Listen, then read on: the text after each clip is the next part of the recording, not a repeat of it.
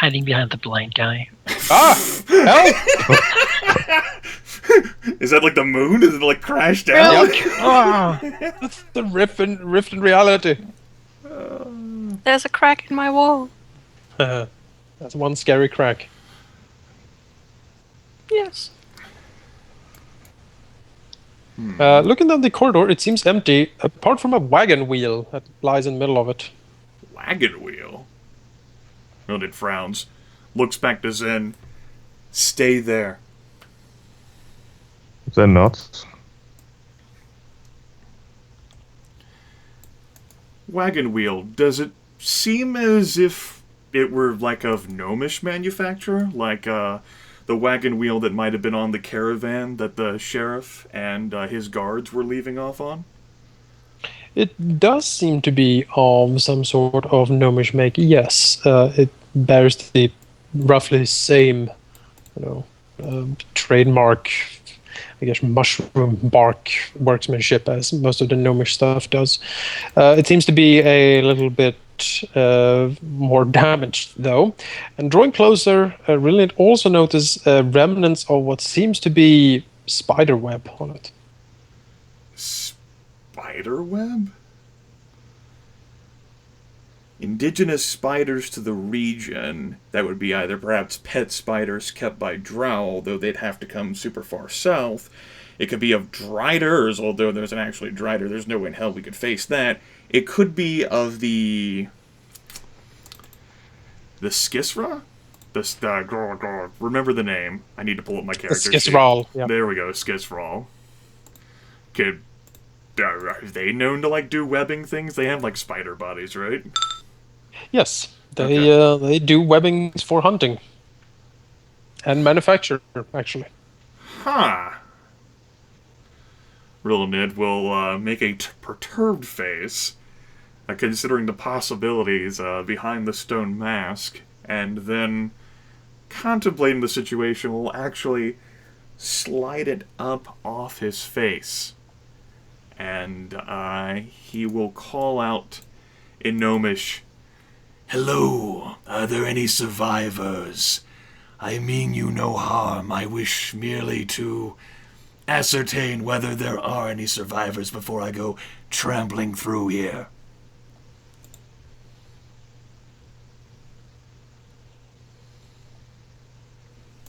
No one would answer that.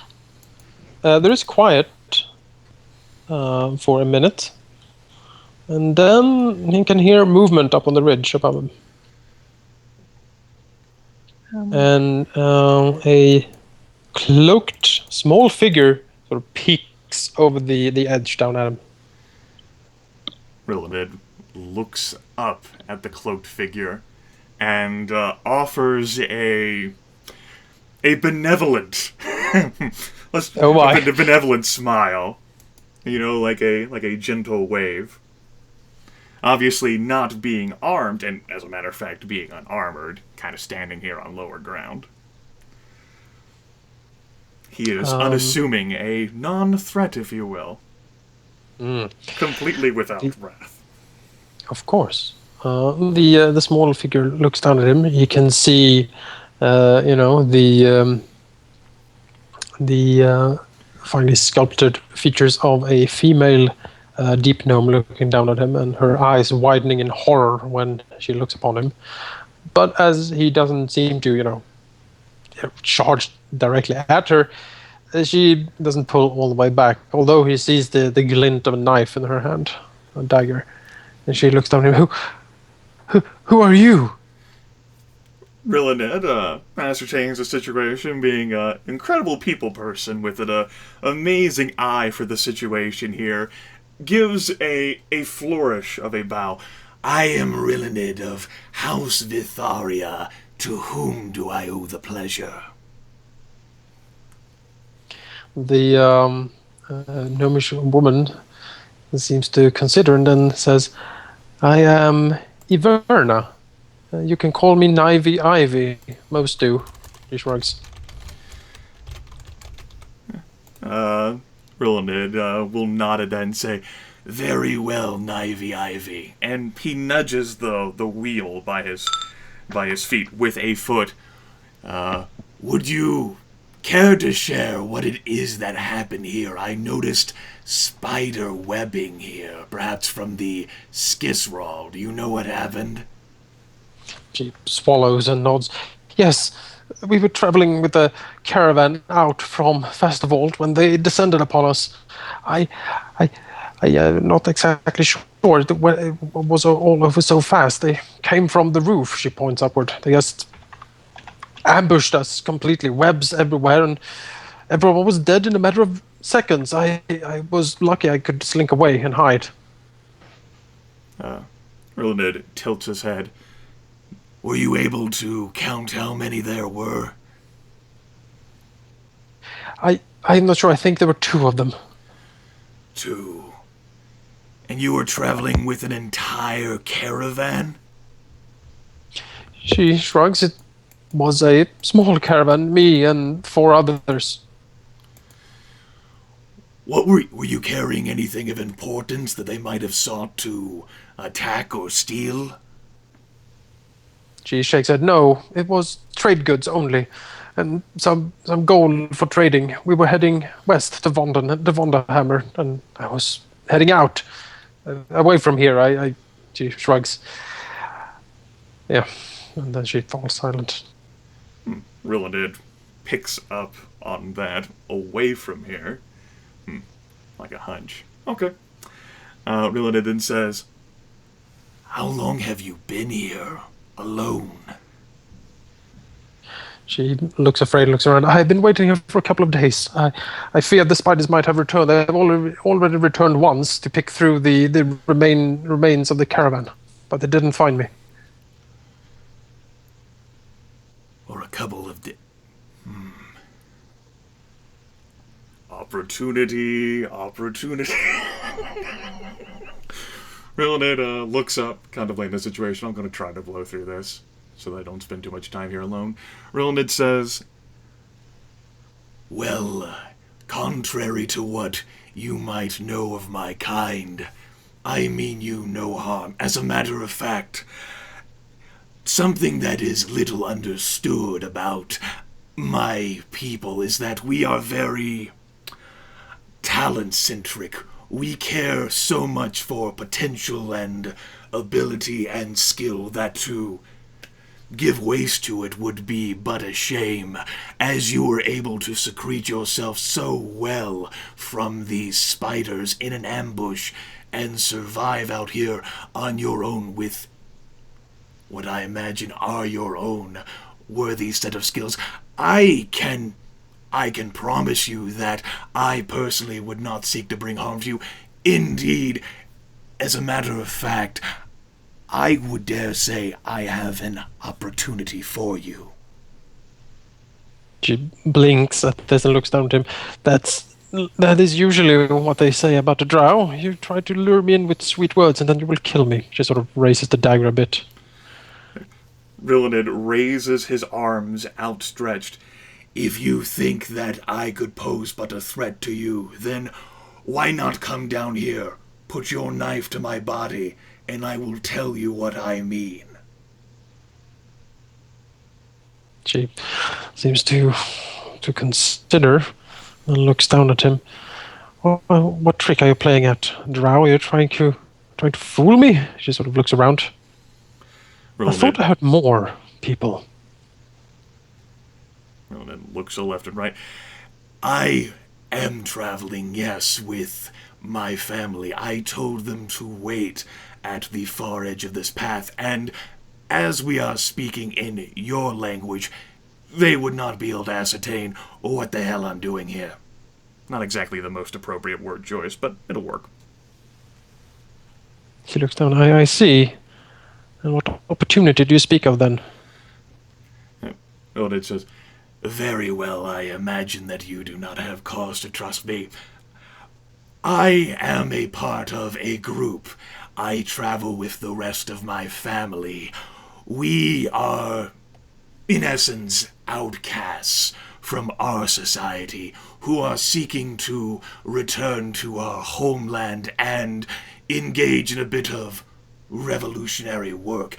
in simple, we disagree with the choices made by those who would call us our superiors, and we would like to overthrow them, preferably with as much further as possible. At the mention of Rilinid and his gang being outcasts, he sees a small sort of glint of interest, or perhaps understanding, or perhaps something else in Ivy's eyes, and she seems to lower the dagger a bit. She sort of edges more closely towards the edge to peer down at Rilinid. Now, before we can make our revolutionary return to our homeland and exact vengeance upon what has been done to us, the wrongs that were committed, we must first establish some sort of base of security, of power, of ability that we might operate from. And to do that, we are looking to create our own, I guess you could call it our own kingdom of sorts. But to do that, for we are alone, we need help. To that end, we are seeking to... And Rilinid really can't hide this.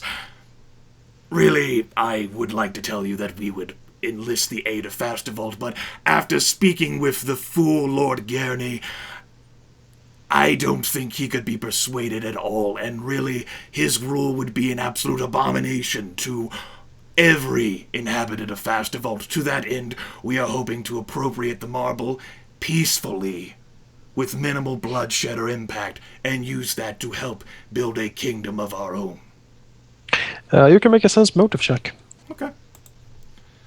Go ahead and make a sense motive. 19. You get the feeling when you mentioned Festival that is something like hard and hostile came over Ivy's eyes, and you get the feeling that she does not have too many fond feelings of Festival, the city in particular. Rilinid tilts his head and says, "But why am I telling you these things?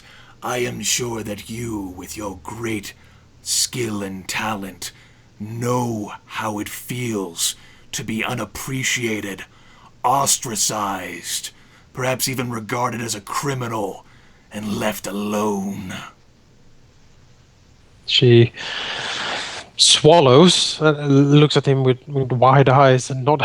How did you know? Rilinid, Those who are as gifted as you or I come to be separated from everyone else, and it is with each other that we must find our place. with still his arms both raised, still looking at her. She sort of makes a pained face and says, They called me a thief and a murderer, but I never meant to." She sort of twiddles with her dagger. She swallows, looking down at Rilinid. The smile still being there, he nods and says, There is no need to explain yourself to me. I understand the accusations and the mistrust all too well. She nods, looks down at Rilinid. Very well then. You see her looking at the ledge. I will climb down now. Rilinid smiles. He retains his smile and says, very well. And he'll keep his arms stretched out in the air.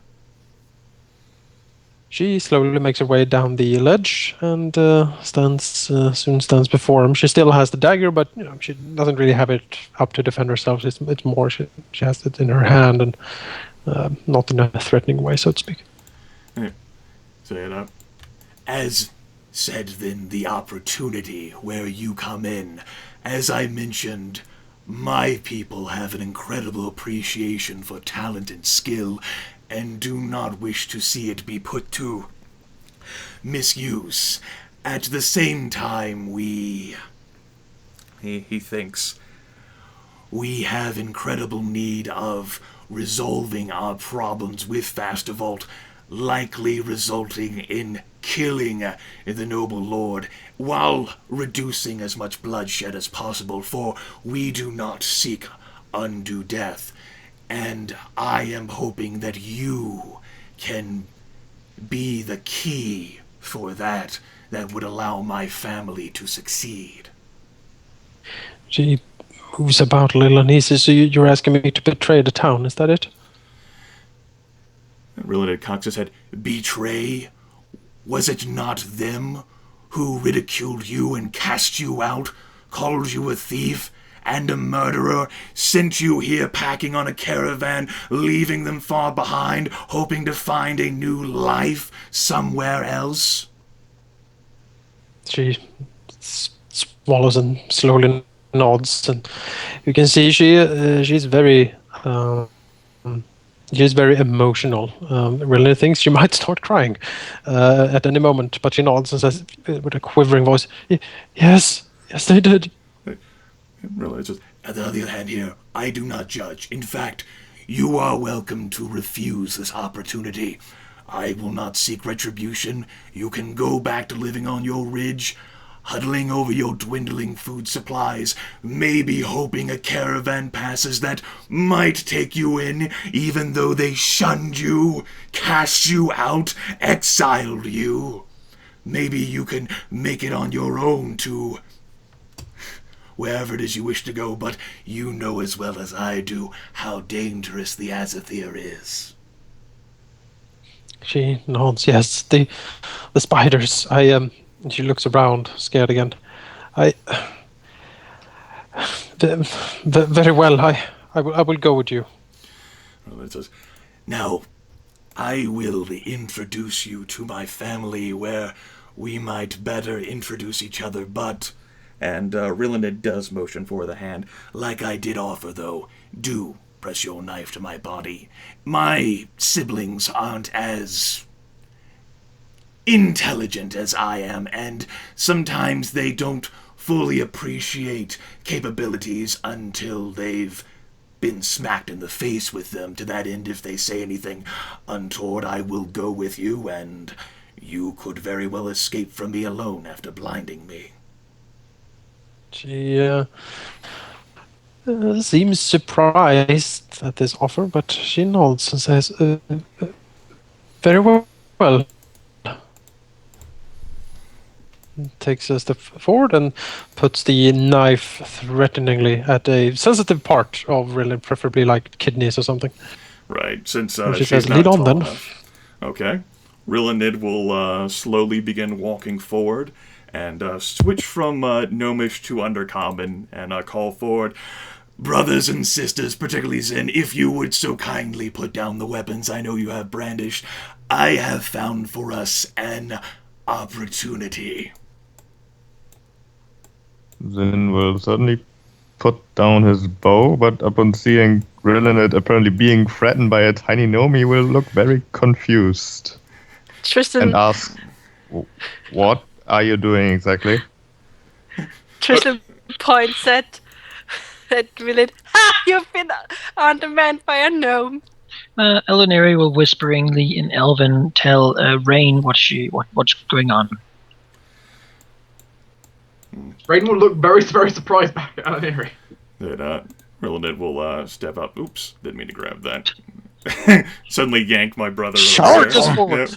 Yep. He's a deep gnome. Rilinid. There's a demon in front of you. Just attack her. I know. He still has that sort of like that confident, suave, perhaps, to the rest of his family, entirely smug facial feature. Perhaps something that he's expressed before when he knows he's got something going before he got the stone mask. He's like, I got this. Zyn just raises an eyebrow and asks, how exactly is getting yourself captured by a gnome going to help us? Rilinid says, this is Iverna, or Naivy Ivy. She was a traveler in a caravan that was heading from Fastervolt to Vonderhammer when it was beset by two biters. Most likely the Skisrael, perhaps some sort of bandits, or maybe even a patrol from the fungal jungle, although I have not known them to operate outside of the confines of there. It is a most interesting situation, but entirely relevant. She is the only survivor, and rather a misunderstood one. Her talents and skills were most unappreciated in Fastervault. She was ridiculed and ostracized, called a thief, a murderer, and I am sure far worse. And in the hopes of finding a better life for herself, she left with this caravan. But it seems that for their fool Lord Gerney and those who underappreciated her and could not conceive her potential, she has no love for either. As such, I thought it rather fitting and insightful if we could offer her a chance both to survive the Azathyr as well as not be alone, and in addition perhaps exact a measure of retribution against the people of Fastervault who dared to, and he looks back at her, not show her a single hint of kindness or iota of understanding. I see, and the knife is then her way of showing her gratitude? The knife was my way of showing her my trust, as well as, if you all disagreed with the idea, she could take me away, blind me, and perhaps escape, although she would still be alone. What language are you currently speaking? This is when you're saying Undercommon. this? Okay. Yep. I wanted to make sure she could entirely understand it. Yep, she does. Alauneari sort of nods, and for a moment, so there's the hint of a sort of smile, but she quickly tries to sort of hide that away and look more sort of somber, and sort of nod. She steps forward. It sounds like our cause is set then, a new companion. At least I would welcome her. Any help we can get, as they say, especially those who seem resourceful. Indeed, she most certainly seems like she has a great eye and capability with her blade, as well as incredible stealth to have hidden herself for so long. Here, from 2 or perhaps even more voracious hunters who presumably sought a meal.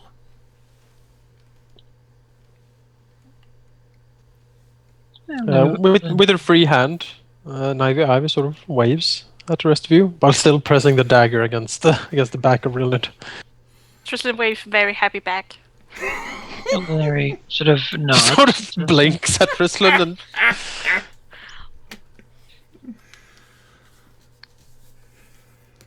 And she tells Rain in this time in Undercommon that the Ivy is waving at him, and points out her general direction if you wish to return favor. Gesture rather. Rain will seem rather. Rain doesn't personally agree with this, but we'll go along with what you guys are doing then, and we'll kind of give away from the general direction. the most non-committal way. To these notes. Rilinid, noticing Rae'nkalar and remembering, turns to look back towards Nivy Ivy and says, Now, I imagine that among your rather unfortunate experiences in Fastervold, you came to know the sheriff, what was his name, Gunther? She nods. Yes, that was his name. And what did he say of your skill, your potential? He told me that if he ever caught me trying to steal into a home on the Lord's Rise again, I would be thrown into prison or exiled or just buried alive in the quarry. Thinks about that and says, All right, then. Now, if you will actually reach into the left breast pocket of my cloak, you will find two things which might be of interest to you in regards to the sheriff. If you would but please take a look. I could explain it, but it's best if you see for yourself, Ivy. Ivy quickly and deftly,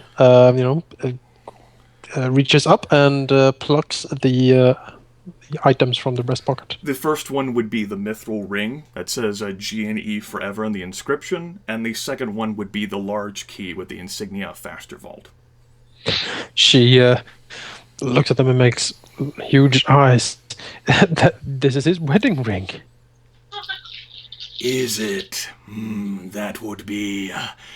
I'm sure his wife would be rather upset to know that her beloved met a regrettable end. Yeah, Ivy looks close at the ring. Yes, I can see the blood. and a small smile sort of creeps up on her face. Alauneari begins to get what her brother is getting at with this gnome, as it seems like he's being rather frank with her. Yeah. Something she did not expect. Rilinid Then says, to that end, I do believe, and perhaps I might be speaking out of turn, but I do believe that my people have a reputation for lying, and I want to be honest with you. Quite frankly, you would be the best person to actually re-infiltrate Faster Vault in our stead. Brandishing that ring, you could pass yourself off as having encountered the failed caravan of the sheriff, perhaps attacked by these Skisraw spiders or what have you, finding them all dead and mutilated except for... Doctor. except for that ring. And while you're there, you could spin this whole wonderful tale of the horridness of it all and manage to sneak yourself back in. Once you're there, see now, if we're going to complete our task in the most efficient way, we want to know, where do they keep their weapons? I assume that the soldiers of Faster Vault have to have weapons of some kind. She looks around and seems clearly another sort of sensation of maybe I shouldn't be saying this, betraying the city look comes over her, and she sort of shifts. I'm not too sure. No, well, if you're not too sure, that is a shame, but do keep in mind what they did and what they said to you and how, were it not for the kindness of who you encountered here, you might very well have been left to die, starving in the Azathir. She bites her lip, and there seems to be like a war of loyalty raging within her at this very point.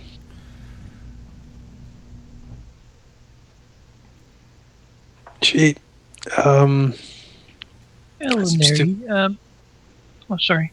No, go on. We're sort of walking a little closer, feeling that she's not enough in this conversation right now. It seems her brother is making a few plans that they've not really talked about. We'll walk a little closer and say, if you are doubting our sincerity, then know this.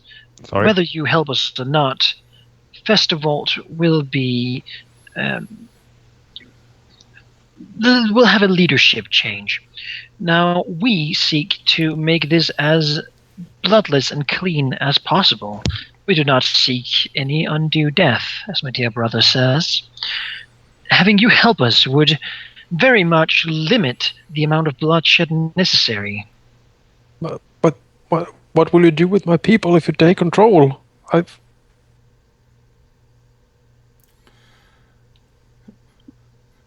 Rilinid now looks at Alauneari, sort of like the eyes are kind of like beseeching for help with like a mixture of, oh my god, I thought I had this. This is absurd.